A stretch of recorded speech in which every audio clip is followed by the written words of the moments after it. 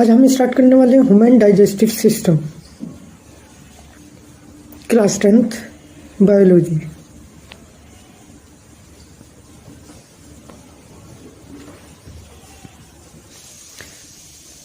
कल पढ़ा था हमने nutritions of amoeba, nutritions of animals. आज पढ़ेंगे हम nutritions in human beings. The human digestive system comprise of alimentary canal and associated digestive gland। अब आता है हमारे पास human digestive system. Human digestive system किस तरह होता है?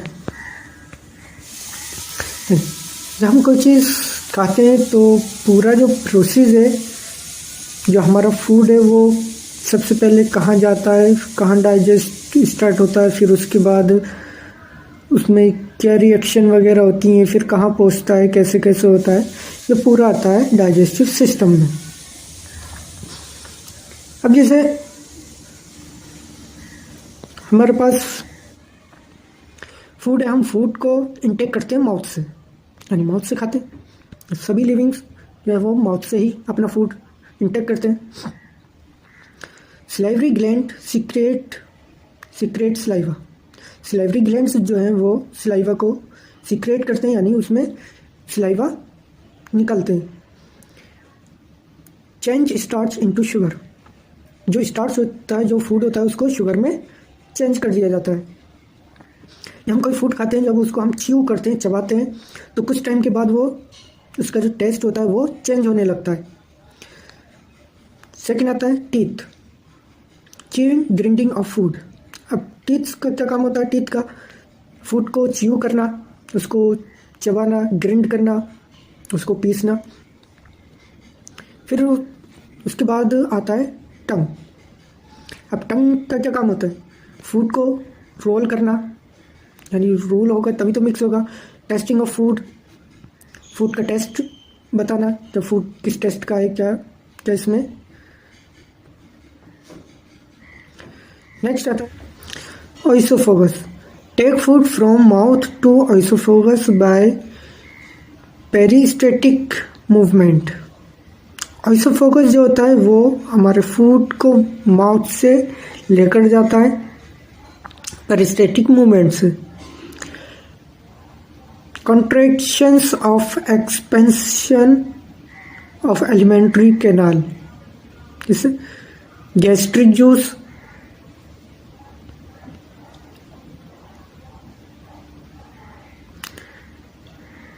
ओइसोफोगस के बाद फूड पहुंचता है हमारा स्टोमक में।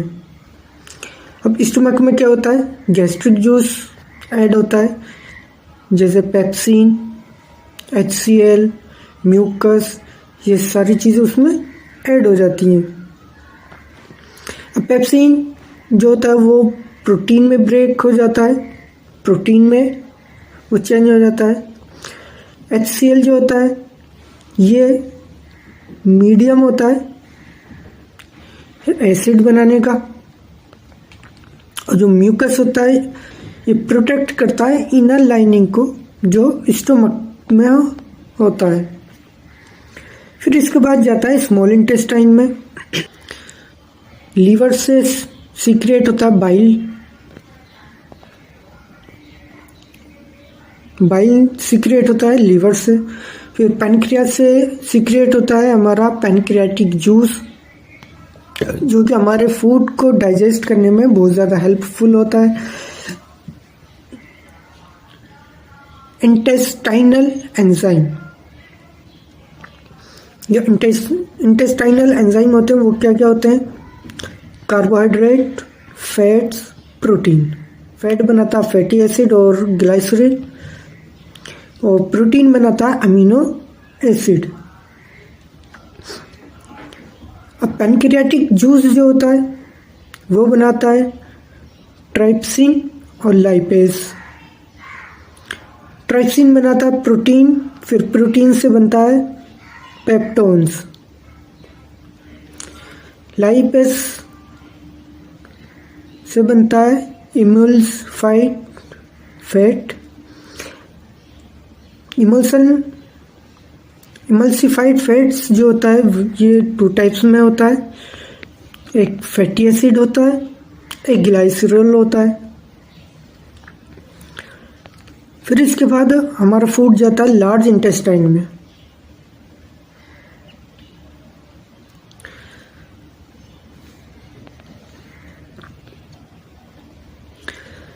अभी थर्ड आता है हमारे पास बाइल जूस, जो लार्ज फैट होता है, लार्ज अमाउंट में जो फैट होता है ग्लोबुलियस का, ये बाइल जूस के प्रेजेंस में स्मॉल पीस इसके हो जाते हैं, ये टुकड़ों में बन जाता है स्मॉल फैट ग्लोबुलियस। लार्ज था, अब जब बाइल जूस इस पर आता है, इससे रिएक्ट होता है, तो फिर इसके जो पीस होते हैं वो छोटे छोटे हो जाते हैं। अब आता है इसके बाद हमारा 5th नंबर पर large intestine. Large intestine absorb excess water, ये वाटर को एक्सेस करता है। फिर उसके बाद आता है rectum, temporary collections of waste, जो हमारी बॉडी में वेस्ट बचता है उसको कलेक्ट करता है, उसका काम होता है हमारे रेक्टम का। फिर लास्ट में आता है हमारे पास एनस, जो हेल्प करता है इगेशंस को, जो बॉडी में हमारी वेस्ट होता है उसको रिमूव करने में, उसको निकालने में बॉडी से एनस का रोल प्ले होता है। एनस के ही थ्रू जो हमारे बॉडी का वेस्ट है वो बाहर निकलता है।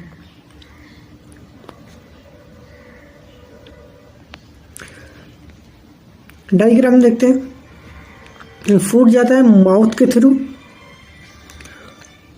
अब माउथ से ओइसोफेगस होता हुआ स्टमक में पहुंचेगा। यहाँ पर liver juice, pancreatic juice add होते हैं। फिर स्टमक में आता है, स्टमक में डाइजेस्ट होता है फूड बाइल जूस से, पैनक्रियाटिक जूस से। इससे सब प्रोसेस होने के बाद में ये फूड आता है फिर स्मॉल इंटेस्टाइन में। अब स्मॉल इंटेस्टाइन के बाद यहाँ से पूरा प्रोसेस होने के बाद फिर लार्ज इंटेस्टाइन में आता है। लार्ज इंटेस्टाइन के बाद यहाँ पर एक रेक्टम होता है ये। अब यहाँ पर जो है फूड का वेस्ट जो होता है वो स्टोर होता रहता है। बाकी चीज़ जो होती है मिनरल्स, विटामिन्स, प्रोटीन्स वगैरह वो स्मॉल इंटेस्टाइन से हमारी बॉडी में मूव हो जाते हैं। अब जो वेस्ट बचता है वो रेक्टम में आकर के कलेक्ट होता रहता है। फिर रेक्टम के बाद लास्ट आता है एनस, जो हमारा ओपन पॉइंट होता है हमारी बॉडी का। जो बॉडी से वेस्ट बाहर निकलता है वो थ्रू एनस निकलता है।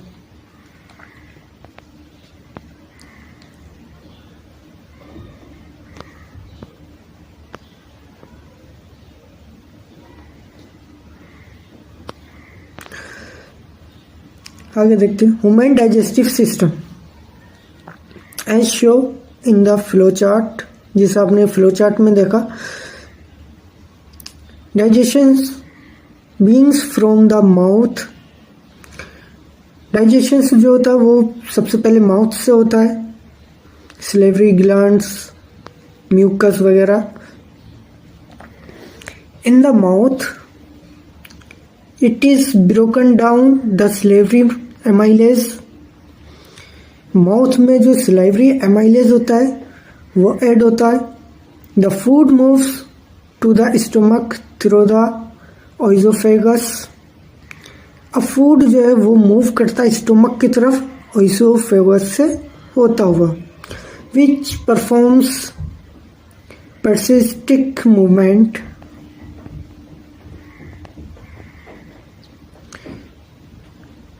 जो कि परफॉर्म करता है एक परसिस्टिक मूवमेंट पर, यानी जो ओइसोफेगस है उसमें जो मूवमेंट होता है वो परसिस्टिक मूवमेंट होता है।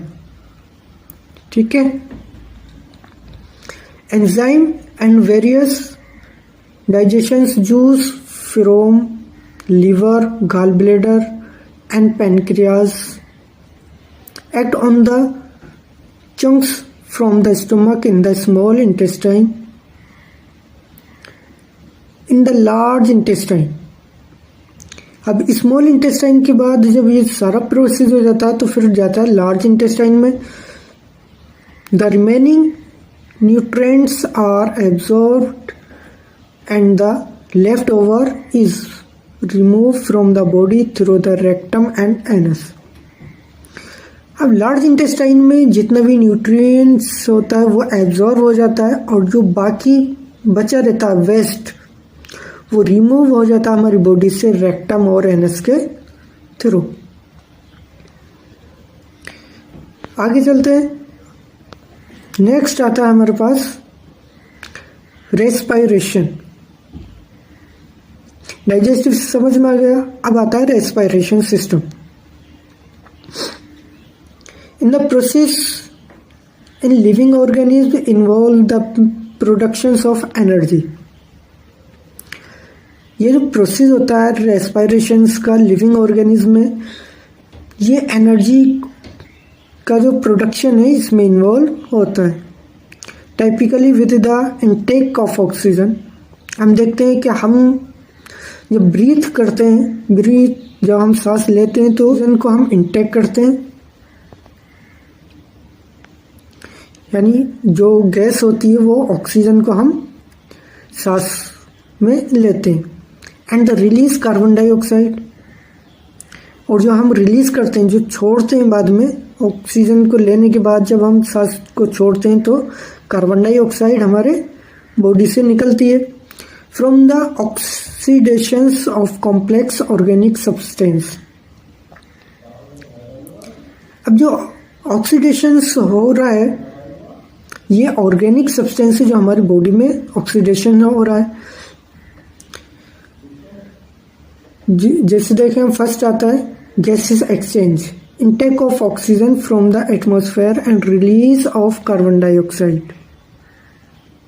गैसेस का एक्सचेंज, या हम ऑक्सीजन को इनटेक करते हैं एटमॉस्फेयर से अब, और कार्बन डाइऑक्साइड को हम रिलीज कर देते हैं. वो हमारी बॉडी में जो रिएक्शन होती है, जो हमने इनटेक किया ऑक्सीजन, फिर अंदर वो जाएगा, लंग्स में जाएगा, फिर ब्लड में मिक्स होगा, फिर वहाँ से कार्बन के साथ रिएक्ट करके हमारी बॉडी से निकल जाता है.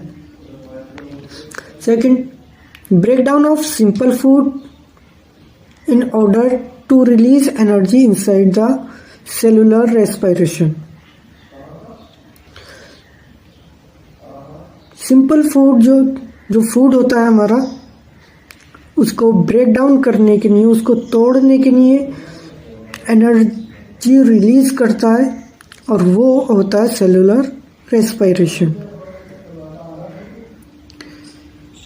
देखिए ये चार्ट है पूरा, ये मैं आपको पूरा दिखाने की कोशिश करता हूँ. आ गया. Break down of glucose by various pathway. जो ग्लूकोज होता है उसको जब हम ब्रेक करते हैं, तोड़ते हैं, तो उसके कई सारे मेथड होते हैं, कई सारी रिएक्शन उसमें होती हैं. तो ग्लूकोज, यहाँ पर हमारे पास ग्लूकोज है. अब साइटोप्लाज्म में, जो साइटोप्लाज्म होगा तो उसमें पायरुविक एसिड प्लस एनर्जी, दो चीज़ें निकलेंगी. अब इसमें हम देखते हैं पायरुविक एसिड में ऑक्सीजन की एब्सेंसी पर, यानी इसमें जो है ऑक्सीजन एब्सेंट होगी, तो ये बनाता है ethanol plus carbon dioxide plus energy. इसमें एनर्जी भी निकलेगी. दूसरा मेथड है इनसफिशिएंट ऑक्सीजन इन मसल्स. अब मसल्स में होता है जिसमें ऑक्सीजन इनसफिशिएंट रहती है, ये बनाता है लैक्टिक एसिड और एनर्जी. इसका थर्ड प्रोसेस है presence of oxygen in mitochondria. Oxygen की प्रेजेंस में माइटोकॉन्ड्रिया के अंदर। क्या बनाता है ये? CO2, carbon dioxide, water plus energy. ये बनती है ऑक्सीजन की प्रेजेंस में। तो इस तरह से हमारा जो ग्लूकोज होता है वो कई मेथड में ब्रेक डाउन होता है। ऑक्सीजन की एब्सेंसी में, ऑक्सीजन की इनसफिशिएंट और प्रेजेंस ऑफ ऑक्सीजन माइटोकॉन्ड्रिया में। नेक्स्ट देखते हैं।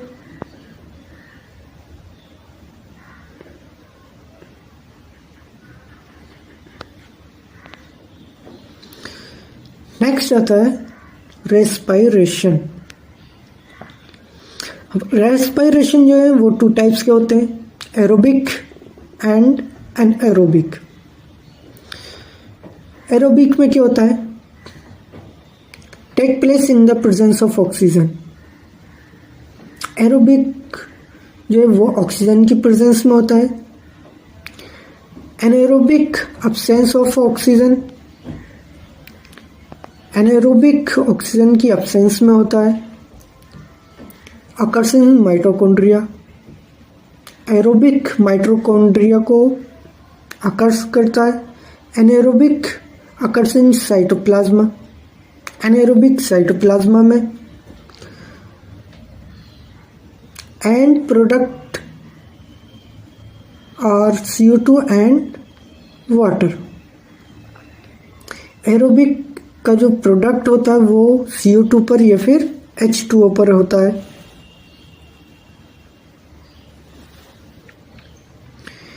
एनारोबिक का प्रोडक्ट होता है अल्कोहल और लैक्टिक एसिड।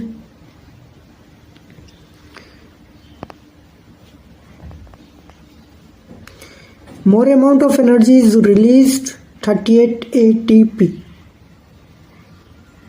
एरोबिक में ज़्यादा अमाउंट में एनर्जी रिलीज होती है जो कि 38 ATP है।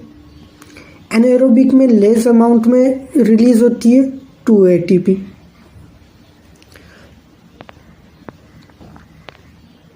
Human respiratory system passes of air through the respiratory system. अब इसकी पूरा चार्ट है। रेस्पिरेटरी सिस्टम किस तरह से होता है, कहाँ से, जैसे हमने अभी देखा था डाइजेस्टिव सिस्टम, इसी तरह से एक पूरा पाथवे होता है हमारा रेस्पिरेटरी सिस्टम का। चलते हैं नेक्स्ट पेज पर।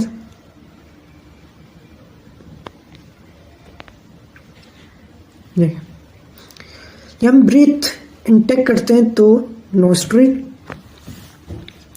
फिर नोस्ट्रिल के बाद नसल पासेज, नसल पासेज के बाद नसल कैविटी, फिर फेर्निक्स, फिर लैरिंक्स, फिर ट्रेकिया, फिर ब्रोंचे, फिर लंग्स। लंग्स के बाद आता है ब्रोंकिल्स, फिर एल्वियोलाई सैक, फिर ब्लड कार्पल्स। अब जो ऑक्सीजन है वो जा करके ब्लड में ऐड हो जाती है, मिक्स हो जाती है, उस ब्लड में जो ऑक्सीजन होती है उससे रिएक्शन कर लेती है। मैकेनिज्म देखते हैं ब्रीथिंग का। Mechanism of breathing.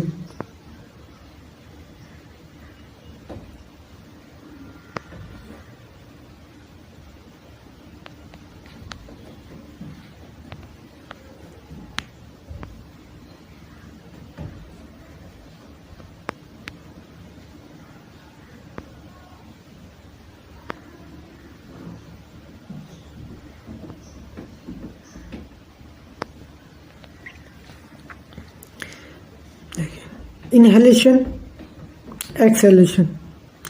जब ब्रीथिंग होती तो हम पहले इनहेल करते हैं, जो ऑक्सीजन है वो हमारी बॉडी में इनटेक होती है, फिर एक्सहेल करते हैं यानी सांस को छोड़ते हैं, तो ऑक्सीजन जो है वो कार्बन से रिएक्ट करने के बाद में हमारी बॉडी से रिमूव हो जाती है।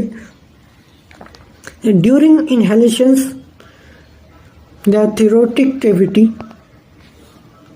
यानी चेस्ट कैविटी एक्सपेंड्स। जब हम इनहेल करते हैं तो थोरेसिक कैविटी जो होती है वो एक्सपेंड हो जाती है, हमारे चेस्ट के बीच में जो कैविटी है वो खुल जाती है। एक्सहेल के टाइम पर thoracic cavity contract, thoracic cavity जो है वो कॉन्ट्रैक्ट हो जाती है यानी आपस में मिल जाती है।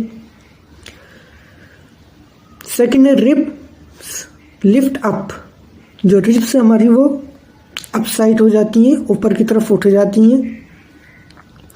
एक्सहेल पर रिब्स मूव डाउनवर्ड्स, जो रिब्स हैं वो नीचे चली जाती हैं, रिलैक्स हो जाती हैं छोड़ने पर। इनहेलेशन पर diaphragm becomes flat in shape, diaphragm का जो शेप होता है वो फ्लैट हो जाता है। एक्सहेल पर diaphragm becomes dome shape. Exhale जब हम करते हैं तो डायफ्राम का जो शेप होता है वो डोम शेप का हो जाता है, यानी ऊपर की तरफ को उठ जाता है।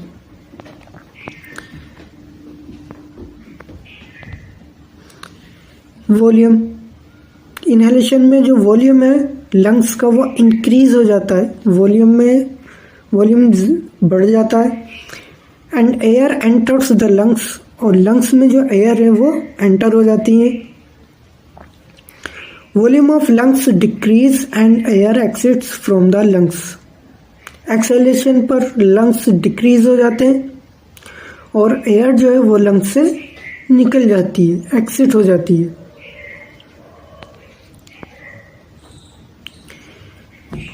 आगे देखें,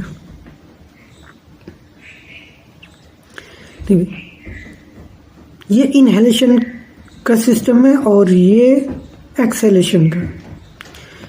इनहेलेशन पर जब एयर इनटेक हो रही है तो रिब्स ऊपर की तरफ उठ रही हैं, कैविटी ज़्यादा बढ़ रही है, एक्सपेंड हो रही है, डायफ्राम फ्लैट हो रहा है और वॉल्यूम भी जो है कैविटी का वो ज़्यादा हो रहा है। देखिए अब इसमें जो वॉल्यूम है ये ज़्यादा वॉल्यूम है। एक्सहेल पर वॉल्यूम कम हो रहा है, रिब्स डिक्रीज हो रही हैं, नीचे की तरफ जा रही हैं, कैविटी कॉन्ट्रैक्ट हो रही है यानी मिल रही है।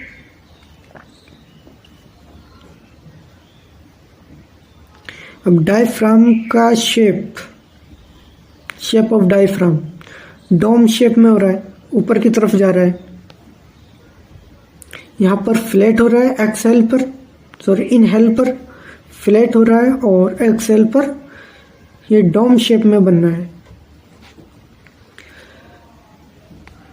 Exchange of gases between alveoli blood and tissue.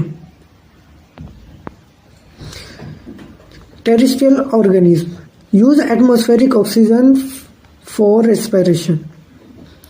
जो टेरेस्ट्रियल ऑर्गेनिज्म होते हैं ये रेस्पायर करते हैं जो ऑक्सीजन एटमॉस्फेरिक में होती है उससे।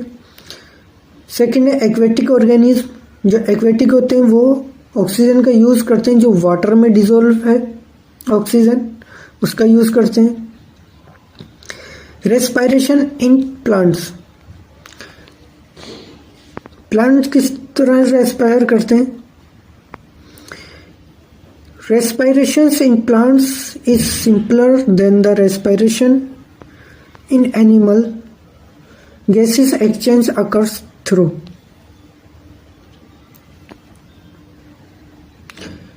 Plants जो रेस्पायर करते हैं वो सिंपल वे में करते हैं, जो कि एनिमल्स या अदर लिविंग्स हैं वो जब वो ऑक्सीजन को लेकर के कार्बन डाइऑक्साइड को रिलीज करते हैं तो प्लांट्स जो है वो उस कार्बन डाइऑक्साइड को एक्सेप्ट करता है, फिर उससे एक्सचेंज कर करके ऑक्सीजन निकालता है। तो ये रेस्पिरेशन जो करता है प्लांट्स वो गैस के एक्सचेंज में करता है, जो बाकी जो लिविंग है वो एक्सचेंज कर दे रहे हैं, अब उसको प्लांट्स एक्सचेंज करता है। कहाँ होता है? Stomata in leaf, lenticels in stems, general surface of the roots. इन सब के थ्रू जो है वो अपनी गैसेस को एक्सचेंज करने में हेल्प लेता है। तो आज के लिए इतना ही। कल पढ़ते हैं ट्रांसपोर्टेशंस। तो वीडियो अच्छी लगी हो तो वीडियो को लाइक करें और चैनल पर नए हैं तो चैनल को सब्सक्राइब करें।